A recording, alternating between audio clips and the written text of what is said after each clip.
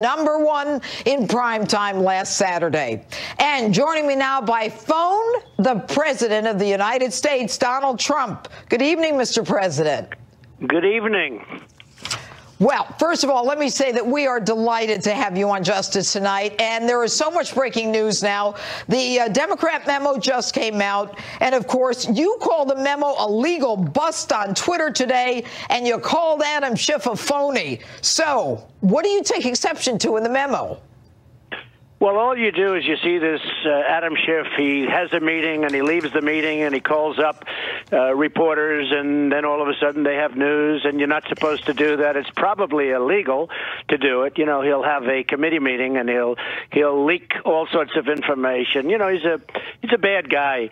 But it's certainly, the memo was a nothing. It confirmed, basically, if you look at it, it confirmed. I watched Miss Herge, who's fantastic, on your show just before, and I will tell you that was really just a confirmation of, if you call it the Republican memo or the Nunes memo, it's referred to as a lot of things, but that was nothing but a confirmation. And a lot of bad things happened on the other side, not on this side, but on the other side. And you know what's interesting? Somebody should look into it, because what they did is really fraudulent, and somebody should be looking into that. And by somebody, I'm talking about you-know-who. I have a feeling I know who it is, Mr. President. Look, one of the things that I thought was interesting is here we've got the Democrat memo, and thank you for complimenting Catherine Herridge. She's right next to me. She'll be on in a moment. We love Catherine Herridge. But for she's able to really take, you know, Jeanine, she's able to take a very complex document and very systematically, you know, essentially say the truth. Well, she drills it down. That document was really, it really verifies, and a lot of bad things in that document. That document really verifies the Nunes memo. And that's why they didn't push hard to have it. If you notice, they did not push it hard because they understood this was going to happen. And just in looking around and seeing reports, a lot of people are saying that. That's a very bad document for their side. Well, in addition to that, Mr. President, you know, after 18 months, not any kind of reference to any collusion. But I have to tell you that Adam Schiff just tweeted. And by the way, that is true, Jeanine. You have all these committees. Everybody's looking. There is no collusion. No phone calls. I had no phone calls. No meetings. No nothing. There is no collusion. I say it all the time. Anybody that asks, there's no collusion. I was, you know, I don't want to sound braggadocious. I was a far better candidate. She was not a good candidate. She went to the wrong states. She didn't go to Michigan enough. She didn't go to Wisconsin at all. She didn't do a good job in North Carolina. She did a poor job in Ohio and a poor job in Pennsylvania. And you could also add Florida into the mix. And, you know, frankly, that's what it was all about. There was nothing to do with Russians. Well, clearly, I mean, I think all the evidence points to that. But Adam Schiff has just seconds ago tweeted, wait a minute, Mr. President, am I a phony or sleazy, a monster or little? Surely you know the key to a good playground nickname is consistency. I thought you were supposed to be good at this. I guess you got him in the gut there. What do you say to that, Mr. President? Well, I say sort of all of those. But look, he was just, we need intelligence that brings our nation together. And a lot of people are tearing our nation apart on this and other subjects. They're tearing our nation apart. And I have to tell you, every time the folks over in Moscow, the Russians, as he likes to call them, every time they watch, every time they see him and others get on and do what they did, he got scammed by somebody pretending to be a Russian. And your Senator Warner got scammed also. Now, it's okay for them to be dealing, but if we have any kind of a contact with anybody, even though it has nothing to do with anything important, it's a big deal. But if you look at Senator Warner, he got scammed. And if you look at Adam Schiff last week, 2 weeks ago, he got scammed by somebody. That was fine that he spoke to this person, thought he was a Russian, but it didn't work out that way. He wasn't a Russian. So we have to bring the country together, Jeanine, and what's happening is this and other things are ripping it apart, and it's been this way for a long time. This isn't just over the last year when I've been here. It was terrible during the Obama administration, and by the way, I have to say, Obama was the president during all of this meddling, or whatever you want to call it, with Russians and others possibly. But Obama was the president. He's the one that was supposed to take care of this. And he didn't. Nobody brings that up. He was warned, and he didn't, which makes it even worse. But he was the president during this period of time, during the entire period of time, and he did nothing about it. So somebody should bring it. Now, I have to say, a lot of the fair people and people, frankly, that love my administration, they bring it up all the time. But Obama was the president. He did nothing about it. With all of that being said, we have to come together as a nation, and we have to get it done. A lot of great things are happening. Our economy is incredible. I'm renegotiating trade deals. There are no trade deals ever negotiated that have been bad like the trade deals that we've had negotiated, whether it's NAFTA, the deal with South Korea, TPP. I was able to keep us out of it. That would have been a total disaster. World Trade Organization deal. That's what really led to the emergence of China. You look at China, they became rich when they made the World Trade deal, the World Trade Organization, WTO. We have to change it. We can't allow our workers, our country, our companies to be ripped off like this, and they understand that, and that's why they're starting to move back into the United States. Chrysler's coming back. Foxconn is coming in, the big company that makes the Apple, different things for Apple. Some of the biggest companies in the world, they're coming back into our country now because of what I'm doing. But we have to come together, Jeanine, as a nation. And we shouldn't be fighting like this. We should all be on the same team. That includes Adam Schiff. Right. We should all it be on the includes same Adam team. Schiff, They shouldn't have two sides fighting all the time, fighting. We should all come together as a nation. With that being said, I have to just add one thing.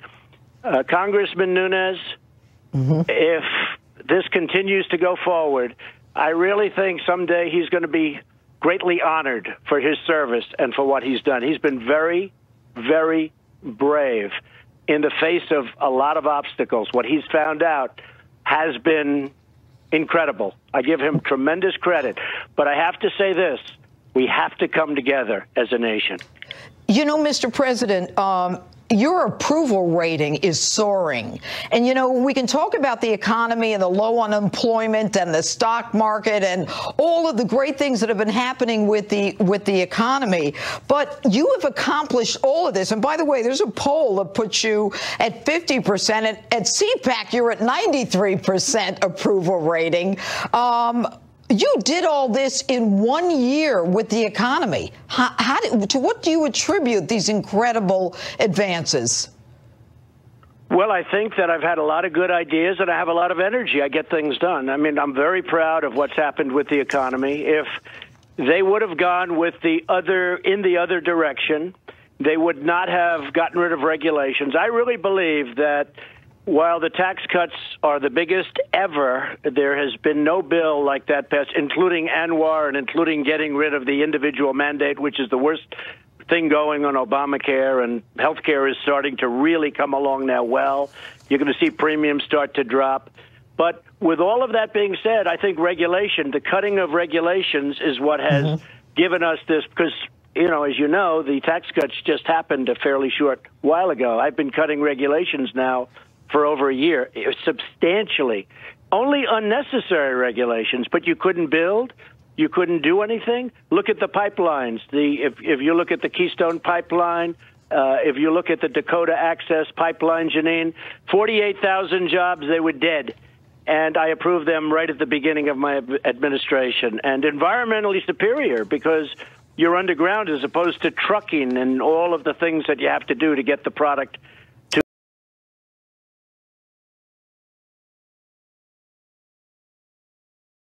an incredible period. And I was saying before, and somebody was very readily agreeing with me, I don't think any administration has done as much as we've done in the first year.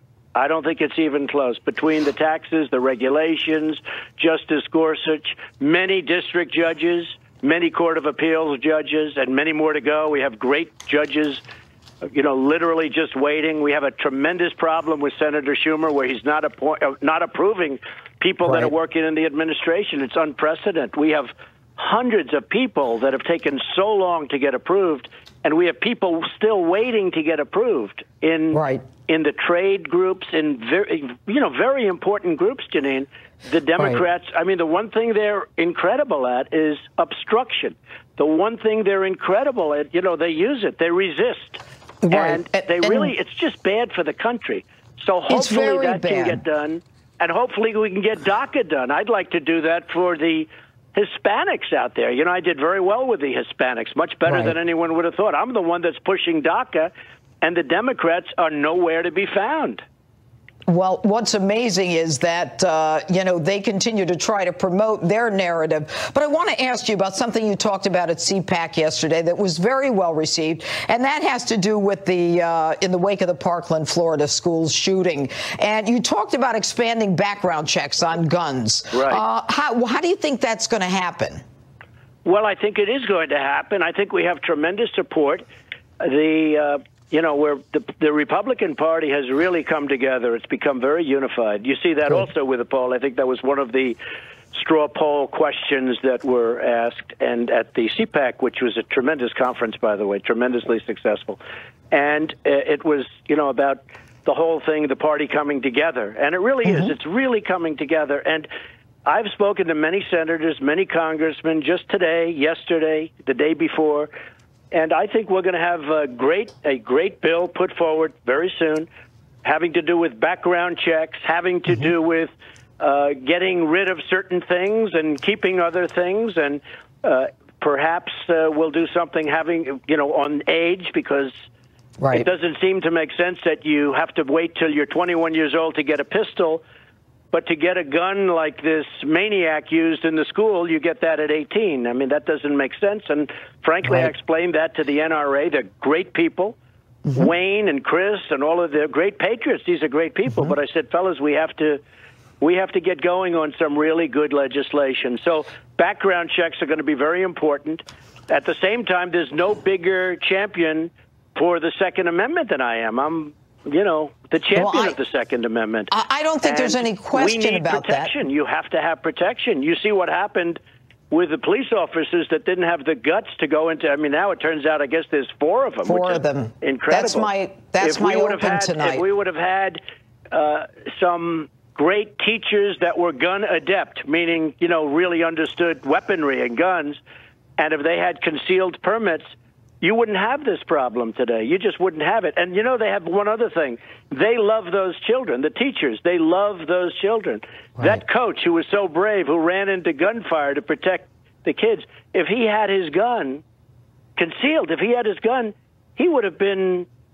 be alive today. Most of the people would be a whole different story, but he would have been shooting instead of running into somebody totally unarmed who was a maniac.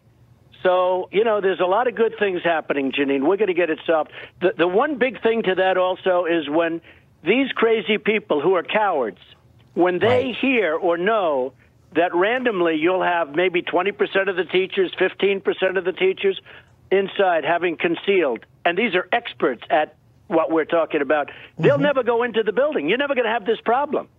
And, we have certain states that do this, and nobody talks about them. But it's been very successful. But he would never have run into the building if he thought that bullets were going to come flying back into him. In fact, he left the building pretending he was a student. He didn't want to get shot. If he thought there were people that could defend offensively, that you could, have some offensive power in there, he would have never, ever gone into that school building. Right. And, the shame of it all, Mr. President, and I know that you have to go, but the idea of those with mental illnesses and psychiatric problems is something that we really have to deal with, because I think one of the common threads of all of these shooters is that they are, mentally deficient, wackadoos, nuts, evil also. Well, that would be a big part of the background checks. We would have a very, very hard section, and we would have a very powerful section on mental illness. And somebody who is mentally ill should not have a weapon, should not have a gun. And that would be covered in the background checks. And I think the NRA is going to be for it. I think that a lot of people. I mean, this certainly should be bipartisan, but we're drawing up very strong legislation right now having to do with background checks, mental illness. We're going to have, I think you're going to have tremendous support. It's time. It's time. It's been many years. You know, I'm not here that long, in all fairness. You've had this going on for a long time. It's time to get it done and get it done right. But they have to know that they go into a school with bad intentions, there are big consequences. Good. It's not going to be like it was for this guy, where after he was finished, he walks out with the other students pretending he's a student and got away, except for one very great policeman that in a different town, fairly far away, he said, I think this is the guy they're looking for, and he nabbed him. Pretty good job. I mean, in all fairness, that man did a good job. Well, there but they are have some to know there are unsung heroes. consequences. They go into a school, you know, gun-free zone is just, that's like target practice for these guys. They see that, and that's what they want. It's very dangerous. Gun-free zones are very dangerous because the bad guys love gun-free zones, Jeanine. Yeah, yeah. Let me ask you one more thing. You talked about adding $700 billion to the military, as I think you said yesterday it was going to hell, something like that. I know that you support the military and you're giving them the resources they need. Are we going to have a parade? Well, I'd like to have a parade. A lot of the generals would like to have a parade to celebrate what we're doing. You know, our military was very depleted. It was going in the wrong direction. And I want to have, by far, the most powerful military in the world. I want it to be more powerful than we've ever had it. And we need that today, Jeanine. I see what's going on better than anybody. I see what's going on in the world. The world is a tough place.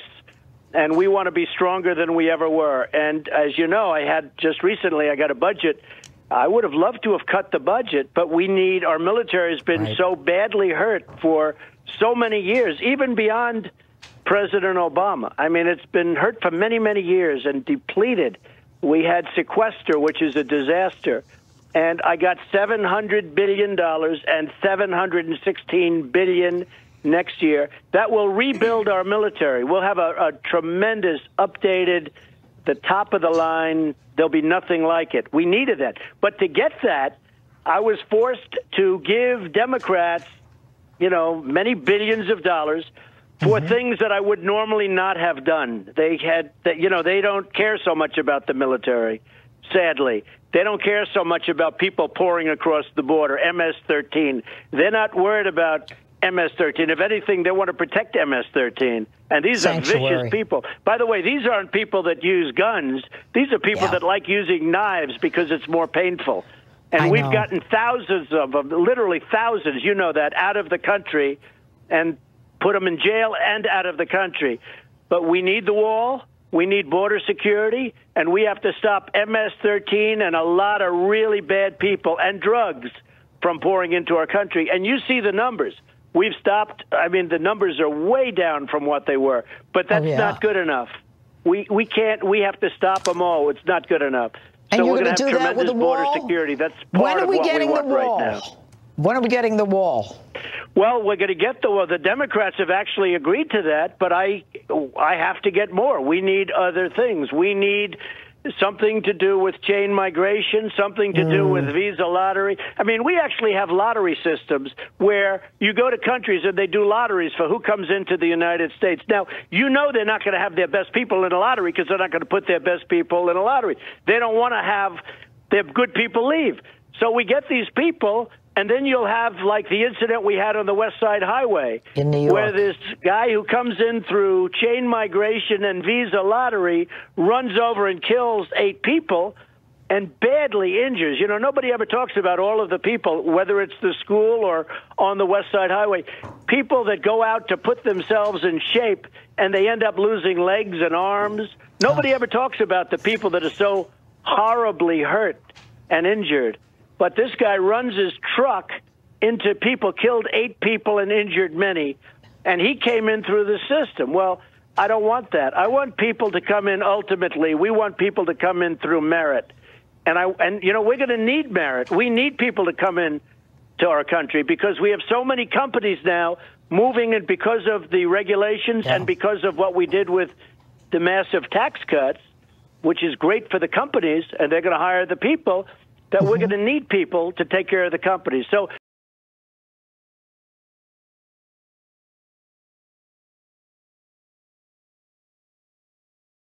believe me. Well, clearly. And if we were to have a parade, I'm stuck on the parade. When do you think we can have this parade? Because I want to go to the parade. I guess we're talking about probably Veterans Day. It's just preliminarily, being discussed. But we're talking about probably Veterans Day. I like July 4th because July 4th in Washington, D.C. would be beautiful. Yes. It would be up and down Pennsylvania Avenue. A lot of it would be flyovers. I was at the Bastille Day parade in France with the president of France. Very good guy. Oh, okay. And it was quite something. And frankly, I think it's great for spirit. The military loves it. They love the idea. Would have our West Point and Annapolis and the Air Force Academy, Coast Guard Academy, and would have it would be a great representative parade. Would have a lot of plane flyovers. I think it would be something great for the spirit of the country. We have a great country, and we should be celebrating our country. So we'll see if we can do it at a reasonable cost. And if we can't, we won't do it. But the generals would love to do it, I can tell you, and so would I. I think it's great for our country in terms of being a cheerleader and the spirit. It's very important.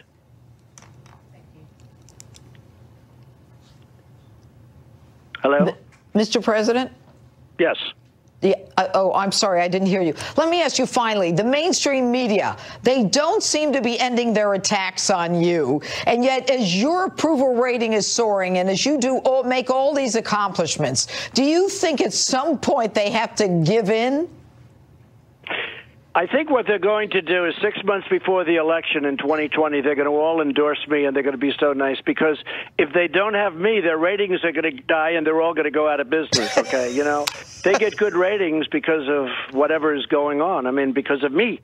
And I think what happens is I'm sure they'll all endorse. I'm being a little sarcastic when I say that, but I expect them all to endorse me and cherish me right up until that point, and then probably after I win, they'll go after me again. But their ratings are good. I will say Fox ratings are phenomenal. CNN has not been doing well. Right. MSNBC is now in second place over CNN, but Fox is beating everybody. And you people have been very fair. Not good. You've been very fair to me. That's all I ask for is fairness. No, I call it fake news. There's so much fake news, Jeanine. It's just incredible. It is. And finally, Ivanka, have you heard from her? I have. She's working hard. She's doing a great job. You know Ivanka very well. There is no better representative that we can have go over to a pretty tough place right now in the world. It's South Korea. She's over at the Olympics, and she's with the president of South Korea. And right. You have North Korea surrounding her, and it's a very interesting situation. So I have spoken to her. We cannot have a better, smarter representative. Well, Mr. President, I can't thank you enough for calling into Justice. We are very honored that you did so. Congratulations on your approval ratings on CPAC and on all of the successes that you've had. My viewers are just thrilled that you came on to Justice. Thank you again. Well, I love your viewers. I want to tell you do, and I do too. And congratulations on your success, because I did look at your ratings over the last couple of weeks, and you're doing fantastically. And, thank you. And so is our friend Waters, our Waters World, man. He's doing great also. And your whole Saturday Night Live, what you guys have done is pretty amazing. But I did look at how well you're doing, and I want to congratulate you, Jeanine. Great job. Thank you. Thank you, Mr. President. Thank you. We're honored. All right. Next, more on the developing story of the day, the Democrats' big reveal, or was it? Catherine Herridge and the Hill Executive Vice President John Solomon join me next to break down the Democrats' memo. Justice rolls on in a moment.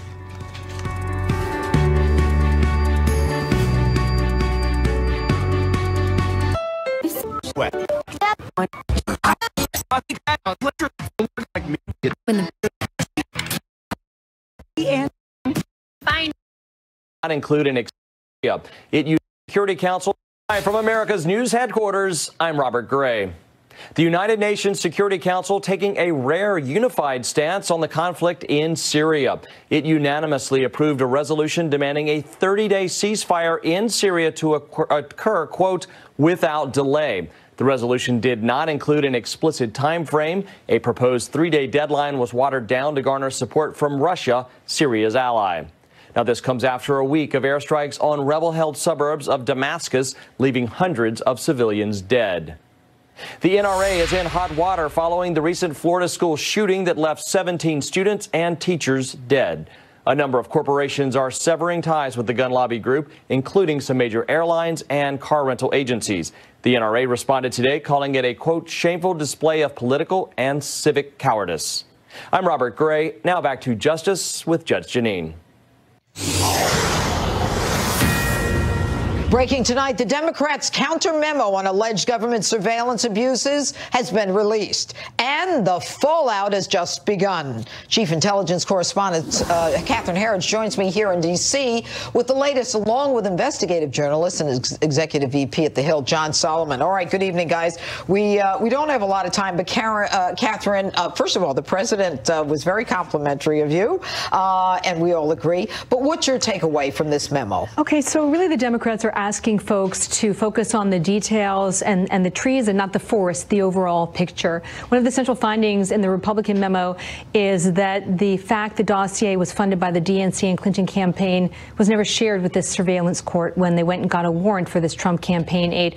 The Democrats don't take on that point directly in this memo. What they say is that the court was told that it was politically motivated, and they shielded the identities of the individuals because they say that's a common practice for them to protect sources and methods. From a judge, that's a common practice? I've never heard of that. Well, you raised an important point about the FISA court, which is an ex parte court, which means that there's a special responsibility on the government to provide as much visibility to the judges as possible. So folks at home will have to decide whether calling it a politically motivated document was appropriate or whether they should have gone that extra step to say it was the DNC and the Clinton campaign. Final point, if I could.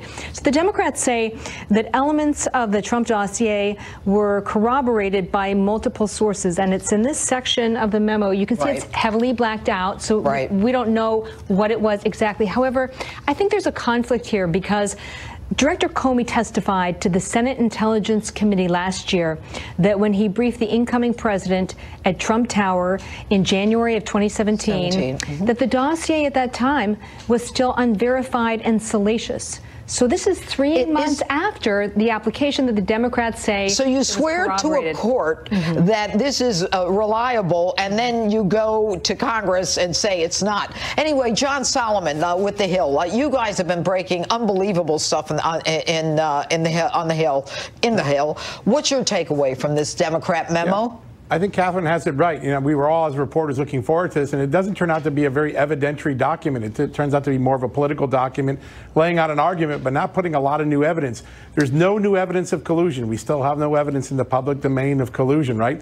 There's no challenging to the fact that they withheld from the court the identity, the fact that the DNC and Clinton campaign paid for the primary evidence they used to surveil Carter Page. Here's another omission. We learned this just in the last couple of days. The FBI interviewed Carter Page in 2013. He voluntarily helped an investigation involving some Russians who were later convicted. And in 2015, they intercepted information saying that Carter Page, the Russians didn't find Carter Page, derogatory information where the Russians said they didn't think Carter Page was very useful to them.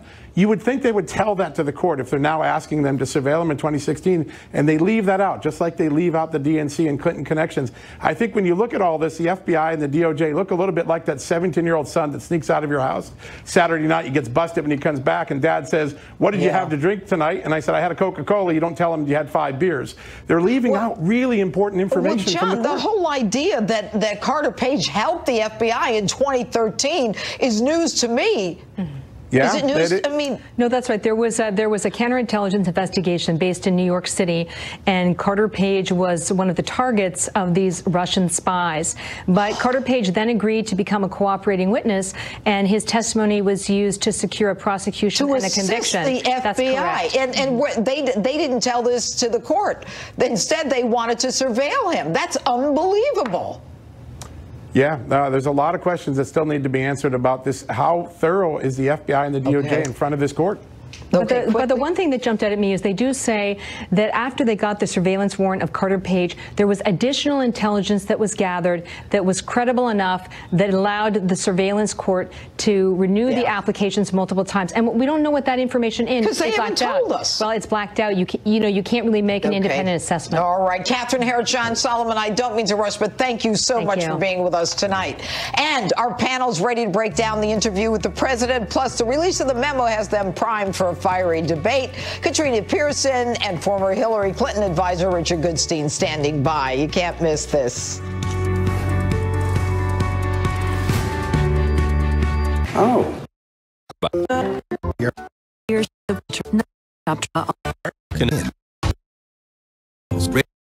To remove is it fractional 114?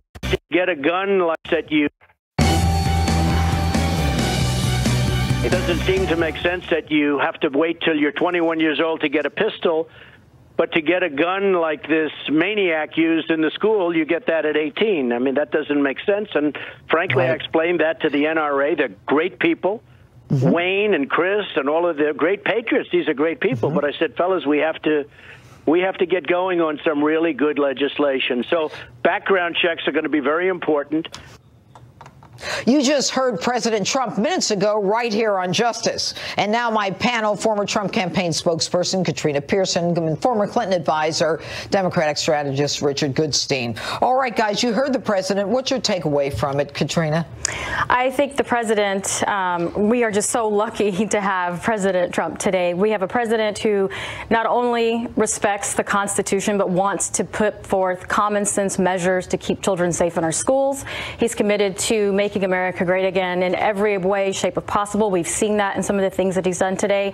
He gave an amazing speech at CPAC. He was well received. And I think just in the first part of your show, I mean, he talked about all of the great things that he's been doing and some of the wonderful things that he wants to do. Richard, what did you think of the fact that the president is actually willing to take on the issue of background checks? He thinks that he'll get it through Congress. He's willing to deal with the problem of mental illness. I mean, kind of unusual. I'd like to enter into another bet with you on this whole question, whether he's going to get this legislation done.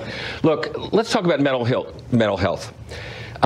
Every country on the planet has mental health problems. No country other than this one has scenes like we saw at Parkland. None. Why? Because of the availability of guns. I mean, this is a big misdirection. Should crazy people be able to get guns? Of course not. But every other country on the globe has people with mental health problems, and none of them have what we had. And incidentally, as far as gun adept, Fort Hood people were 100% gun adept, not 20%. But they had to leave their guns somewhere else. The people at the Navy Yard? No. Well, okay, since we want to talk about guns and that being the problem, which is not the problem in Parkland, there was a systemic failure at every level for that community.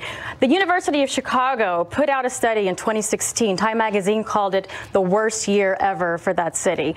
And they wanted to find out why there were so many more gun violence and homicides, 58% more, and they couldn't figure it out. But you know, there was one little thing in this anomaly in that study from the University of Chicago, and it was a simple fact that mental health facilities had been consolidated from 12 to 6. All right, they're not allowed to have guns in Chicago. More people are dying there. How do you explain that? Because it's coming in from Indiana and Mississippi. The fact of the matter is, you know who's got tougher gun laws than Chicago? New York. Whereas you know, because you're a resident, the gun deaths are way down. Gotta go, guys. I'm so sorry. Katrina Pearson, Richard Goodstein, I'm sorry. They're telling me we gotta go. And my opening statement is a little late, but it's next. And I speak exclusively with EPA Administrator Scott Pruitt. He's here live next.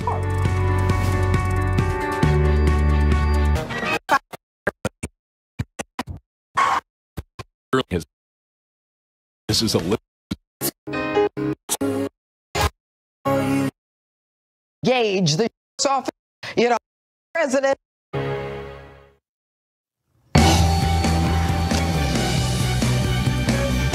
Now to my opening statement, a little late, but thanks to the president, we are still able to do it.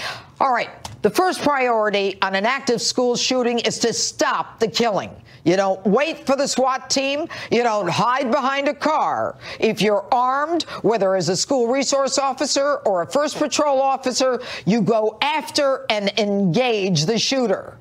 But this week, we found out 4 sheriff's deputies hid behind a police car as Nicholas Cruz, an armed assassin with an AR-15, slaughtered 17 at the Marjorie Stoneman Douglas High School. Now, Broward County Sheriff Scott Israel says he was outraged and surprised when he saw the video of one of his deputies doing nothing as innocents were massacred. Surprised? Why didn't you know about this on the night of the killings? Did you not set up a mobile command center, a unified command center where officers from multiple agencies go back to the command post to brief on what has happened? Do you not know any of this because you were too busy making media rounds, deflecting and redirecting the outrage and fury that should have been directed at you by your going after instead the NRA and Dana Lash? Believe me, there's enough blame to go around, but you and only you had an officer assigned to that school, Sheriff Cruz, Sheriff Israel, whose job was to protect children.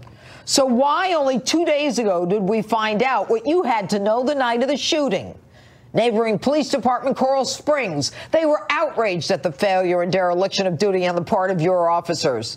Coral Springs provided the necessary mutual assistance by immediately storming the school. They are the unsung heroes here. They were shocked your deputies were hiding behind their cars. In fact, the Coral Springs police chief wrote, quote, "Another agency has given the impression it provided the majority of rescue efforts, but the truth will come out in time." Well, chief, the truth is out. It was Coral Springs Department that arrested the dirtbag shooter. Cruz came out of a blue and white and not a green and white. Now, I've been in law enforcement for over three decades, and you don't have to be a cop to know that those who carry a gun and wear a badge are sworn to protect the innocent. But we shouldn't be surprised, Sheriff, that your deputies didn't storm and engage an active shooter, given what you've said in the past. You actually said if you have a lone wolf assassin, and this is your quote, there's nothing you can do. Really?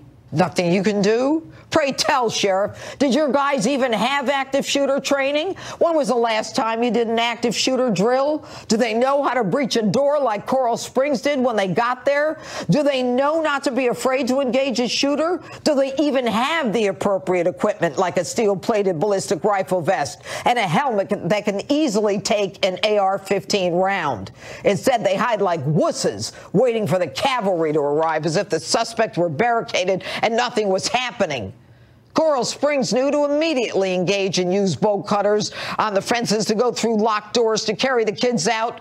And Sheriff, you don't know when people are dying. You immediately breach, enter, and engage. But beyond that, Sheriff, it's even more outrageous. Your department got 18 calls about Cruz, his violence, his threats to shoot up the school before he actually followed through and killed 17 people. These warnings concerned everyone, it seems, but you. When you had the power under the Florida Bakers Act to have this kid involuntarily committed for a psychiatric assessment, you did nothing. How dare you trumpet your handling of this situation, hiding what your officers did and blaming others? The buck stops with you. But then again, Sheriff, you're the bozo who couldn't figure out how to police, admitting that you failed to seize control and set up an effective command center after the deadly shooting at the Fort Lauderdale airport. You yourself were highlighted for a lack of leadership. I spoke with a sheriff today who said, well, maybe their walkie-talkies didn't work, or maybe they didn't know whether the shooter was on the first floor or the second floor. Hogwash. I don't care if the shooter was on the first floor, the second floor, or hanging from the roof. If children are bleeding out and dying and these cowards with guns are waiting to do what?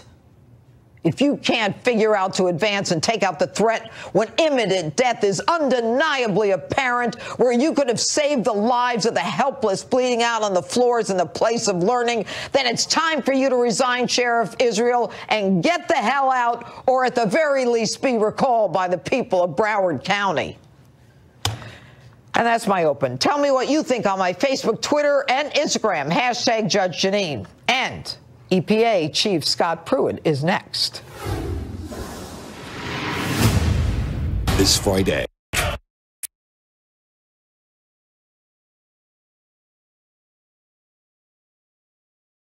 Optimism all last 8 pick winners. A lot of people who Miss Clinton and it's My next guest is a big part of ending the war on coal and so much more. We're proud to have joining us tonight in an exclusive interview, EPA Chief Scott Pruitt. Thanks so much for being with us tonight. Good to be with you. Good to be All with right. you. I must tell you that yesterday the president at CPAC is so proudly saying that we've ended the war on beautiful, clean coal, and our miners have been mistreated, but they're not being mistreated anymore. And he talked about the deregulatory efforts, and you have been a big part of this and how all of this is spurring on the economy.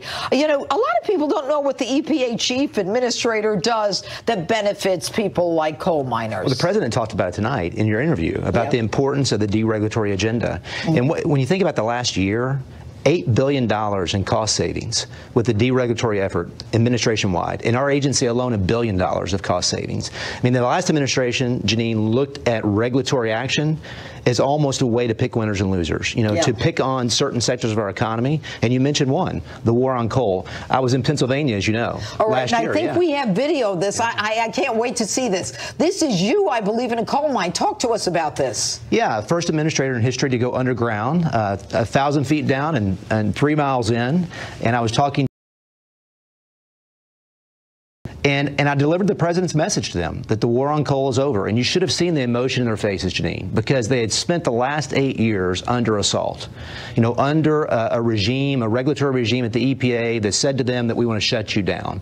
And when the president came into office, he said, we're going to end the war on coal. That happened in the last year, and we see tremendous things happening across the country as a result. You know, it's amazing. I was giving a speech somewhere, and there were several coal miners who came up to take a picture with me. And they said, you know, we haven't come to one of these in a long time.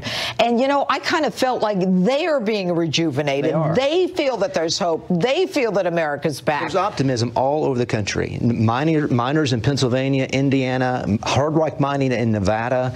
We see optimism across the country because of the president's leadership. He talked about this tonight, about getting results. Think about it. In less than a year, $8 billion in savings with respect to the regulatory agenda. That is amazing. But you know what? So important, what I saw up close and personal was the hope in the eyes of these coal miners. But let me move on. Now, there is something called sue and settle, and a lot of people don't know about this, but it used to be in the Obama administration, Clinton administration, some organizations would sue the EPA, your agencies, and they would settle and just give them money. And we've got a full screen here where, you know, you've got all of these cases from the Clinton term all the way to the Obama term where they actually settled cases and just gave money away. And what this represents is regulation through litigation.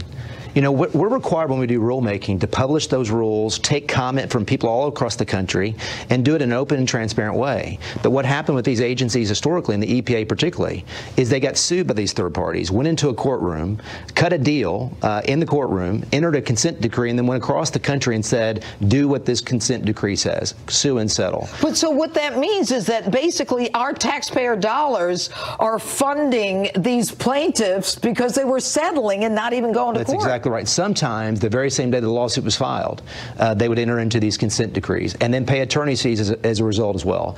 So we ended that practice at the EPA. I issued a directive last year that the days of sue and settle are over. Fantastic. Regulation through litigation is over. We're going to do it the right way and respect the process. All right. Now, Superfund sites. Now, when I was a DA, I used to prosecute environmental crimes, hazardous waste crimes. Now, there are all these Superfund sites, and as I understand it, you know, Clinton and Obama and everybody else who these environmental heroes did nothing about them. The president talked tonight about getting results. And when you look at those Superfund sites, Jeanine, St. Louis, Missouri, Portland, Oregon, Houston, Texas, we have about 1,340 of those sites across the country. And some of those sites have been listed for 30 to 40 years. Just this past year, and as we head into this next year, we're going to have 30 plus of those sites off the list. That hasn't been done before. So we're getting results, getting these areas cleaned up, getting accountability to make sure that we take care of the citizens' concerns in those areas, and we're getting the results the president's promised. Well, I must tell you that, you know, the work that you do, I don't know that it is heralded that people really understand how important it is, but we very much appreciate your being on Justice Tonight. I'd love to go in a coal mine with you. Let's do it. Yeah? Could you breathe down there? Absolutely. A little claustrophobic, but we'll be okay. Okay. All right. It's a deal. Let's do it. All right. Administrator Scott Pruitt, EPA, thank you. And finally tonight, don't forget to friend me on Facebook, follow me on Twitter and on Instagram at Judge_Jeanine. Jeanine. You never have to miss justice. You know that. If you can't watch, just set your DVR. Thanks so much for watching. If you missed my interview with the president, you can catch our re-air at midnight or on my social media. See you next Saturday. I'm Jeanine Pirro, advocating for truth, justice, and the American way. The Greg Gutfeld Show is next.